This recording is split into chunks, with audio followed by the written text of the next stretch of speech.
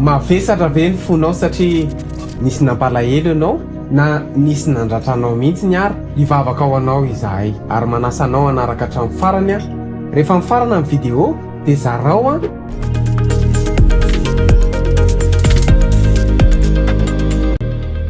hivavakantsika tompoko. Tompo Andriamanitra mino a fa ny famelan-keloka dia tsy avy amin'olona fa avy amin'Andriamanitra.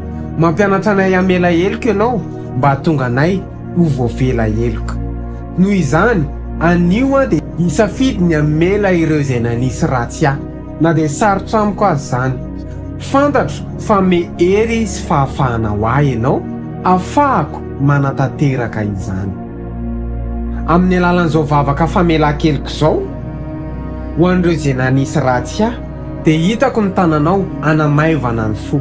Eny ray eo esorinao ny fangidiana sy ny alahelo sy ny fahatezerana sy ny zavatra rehetra any anaty lalin'ny foko.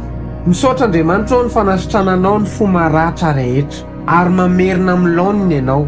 Eny ray eo manome fifaliana sy fiadanana ianao izay very tamiko. Amin'ny anaran'i Jesosy Kristy nanaovana izany vavaka izany. Amen.